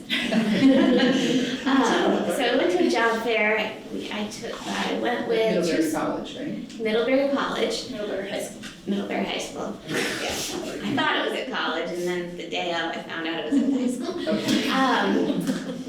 And I went with the Human Services team teacher at Coelho Career Center and 2 students. It was fun. It was, you know, we'd never been to one. They haven't had any. We were supposed to go to one right when COVID hit. And it was kind of the first job fair we've known about since COVID. It was just educators. It was UVM, right? Was it UVM? It was for just educators. We only got a few applications because most people didn't want to travel up here from Middlebury. But I got a phone call today from the Department of Labor asking us if we wanted to have a booth at a job fair in May at Taylor Park in St. Albans. Ooh, nice.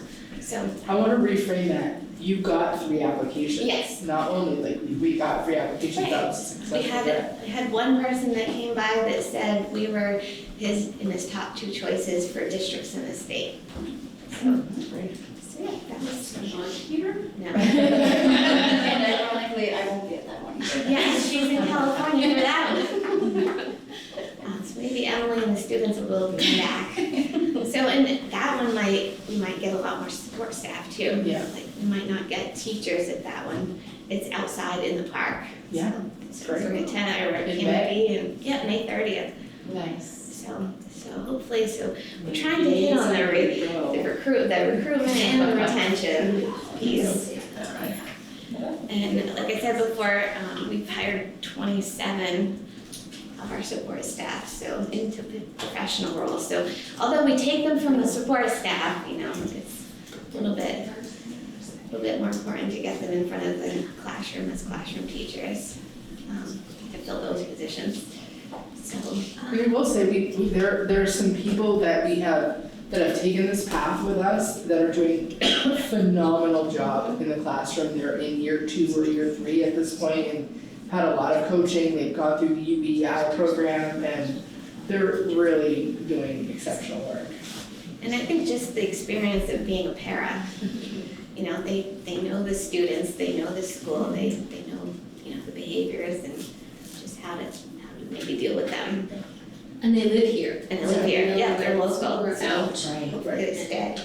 I mean, we have some that have been paras for 7, 8, 9 years. That, you know, so they're gonna stay, hopefully they'll stay. And then the other piece that I've been working on is like teacher licensing is now all up for renewal, so we have 85 teachers renewing their licenses, so that's a high number. They switch from 7 years to 5 years, so higher numbers each year. But hopefully all the emergencies will become professionals and we'll keep everyone. So yeah. That's great. So, Great. Dawn. So we're starting to work on summer feeding information and whatnot. I've gone through the training that I have to do every year that's mandatory. I'm getting ready to start figuring out staffing and programs and whatnot. We will have open sites at every one of our schools, so that's a big plus this year for us. We're gonna have, normally we would have worked with partners with Notch, but Notch is not doing theirs. So those students are now gonna be welcomed into the LEAP programs are changing at 2 of the schools. So they're gonna be a daytime program, so we'll have breakfast and lunch at Enosburg, at Richford Elementary and Berkshire Elementary. And so that's a change from this year. And then we will still have all of our other sites that we help out, that we provide the meals for, like the local libraries and the Taekwondo camp and just, you know, different things in communities where they have something going on and they're pulling in people 18 and under for different activities and want to know if we can provide food for that. And so we open them up as a site and they offer the free meals to the people that go there for that. So I'm thinking that we probably won't lose many meals just because of the 2 launches not working, because I think that a lot of those kids will come right into our regular programs. And then instead of only having 1 site open in Richford, we'll now have 2 sites open in Richford one at the elementary, one at the high school.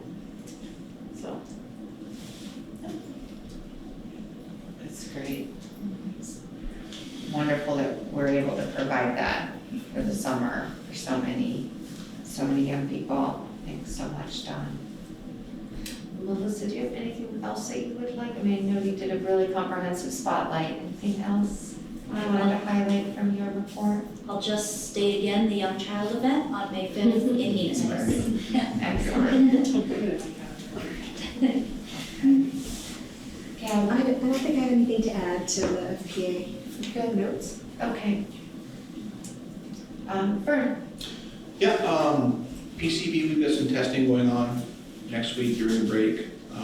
We got all our lead and water testing done, and those look great. We decided 3 years ago, when I first got here, 2.5 years ago, that we were gonna replace all of our fixtures, and our numbers all came back great. So that's fantastic. I couldn't be happier.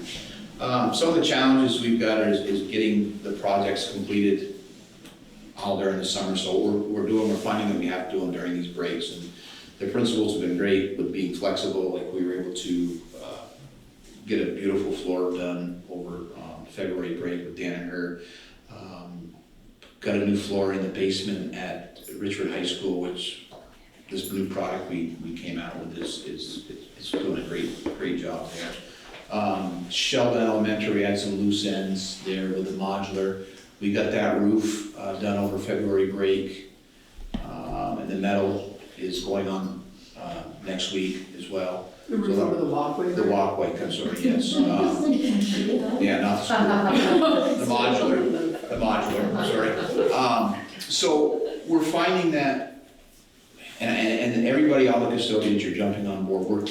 Every time we have one of these week-long breaks or the longer February break, we're trying to get 5 or 6 attainable projects done. And so far, You also put in a yes, sensory room. it's really come out. It's really working well. Yeah, we were able to put a sensory room in Enosburg Elementary, which again came out really fantastic. I couldn't be happier. But I want to just kind of put a highlight on our custodians and what they do, and the fact that, you know, we've got some retiring this year, and we're having a hard time getting some. Hopefully we can recruit some good people, because we've got a great staff, and I really feel like we blended as a team, and we've got a lot accomplished in the last couple of years, and I couldn't be happier. I'm never going to be happy because I want everything fixed yesterday, but that's par for the course. We received all our bids for the pellet boiler system that's going to be going into Richford High School. We didn't get 3, so Morgan is getting a waiver. We're really hopeful that by heating season next year, we'll be able to be on a pellet system, which is really exciting. And if all goes well, I'd like to follow up with a similar system at Berkshire, because we're in need there of a new heating system. It's been in need there since I was the principal. Yeah, I know. But overall, things are going great. We've got 5 great projects on board for next week to finish up some things. And we just kind of keep plugging away. I don't think I forgot anything anymore. that's enough. Yep, Thanks, Vern. you got it. Great. All right, so home stretch here, I know it's late. Future agenda items, plenty of time, and we talked about circling back to the data. So as far as our next regularly scheduled meeting, theoretically that will be in August, eh? Yes. August 21st. Okay, August 21st. It seems as though there's the potential, depending on where things go on April 30th with the budget, that we will need to call a special meeting, unless we want to just say we're going to have a May meeting now, or just leave it, see what happens. What do we think? Hope for the best. Yeah, Don't I like that.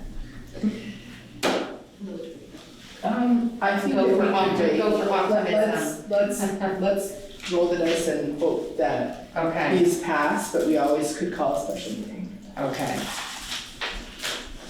That is another piece of legislation that I do think will pass, is that hybrid requirement for board meetings. That we always have a location and, right, okay, but virtual option. No Okay. change for us, but it is for others. okay. So, okay, so just to recap that, we'll kind of see how things go on April 30th and whether we will need a meeting in May. And if we don't need to meet in May, then our next meeting is going to be, Courtney, will you say one more time? Wednesday, August 21st. Okay, 6 yep. o'clock. All right, I have, okay, perfect. All right, any other things to discuss? All right, thank you, everyone, appreciate you. Have a good vacation week, well-deserved next week for those of you who take a little time, I hope a little time at least. Everyone's working really hard. I'll make a motion to adjourn. All in favor? Hi. Great, thank you all so much. Thanks, everybody.